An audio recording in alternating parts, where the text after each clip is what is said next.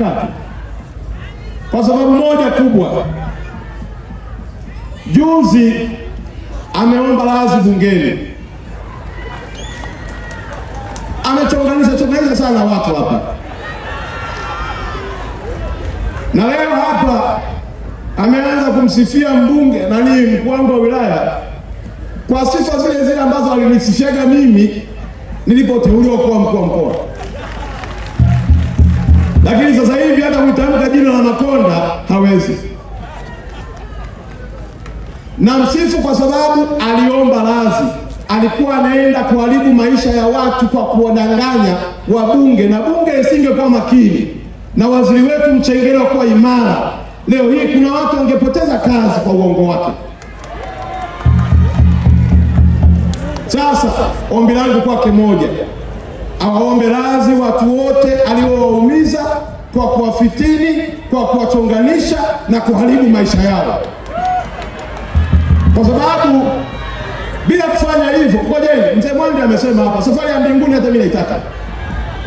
Mambo yalivyoendelea yalipelekea mpaka simu nikazopata kweli namuita waziri wetu muongo.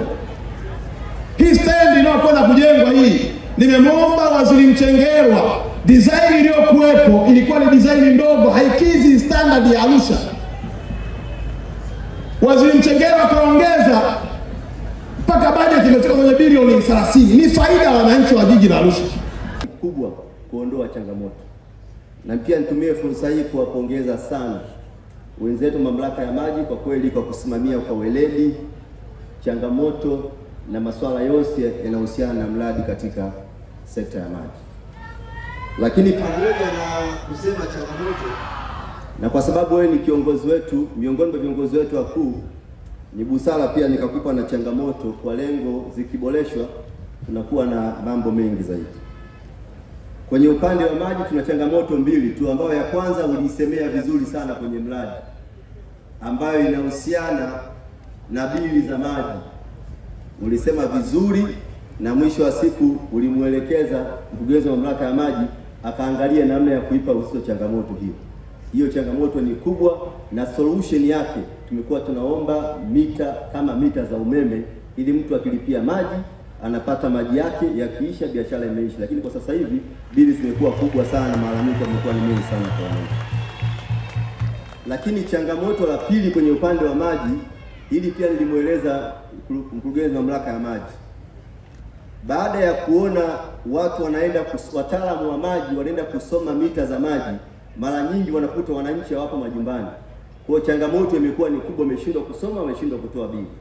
Badala yake sasa AUSA wakaja na utaratibu, wanatengeneza mita za maji nje ya nyumba ya mwananchi, wanatafuta watu kama 20 30, wanaweka mita kule nje, wanaweka maji, mita za maji. Mwisho wa siku mita za maji zikiibiwa, changamoto anakuwa nayo yule mwananchi, anatakiwa alipie ile mita wakati mita haiko kwenye nyumba yake. Anayelinda zile mita sio yeye. Kama ingewezekana AUSA wangejenga hizo mita za maji nje alafu akaweka ulinzi, pengine ingekuwa sio tatizo. Lakini changamoto ni kwamba zimejengwa nje na hakuna ulinzi, vibaka wanakwenda wanaiba, na mwisho wa siku mwananchi anapewa adhabu, anakosa maji na kulipa gharama nyingine. Ni maana yangu kwamba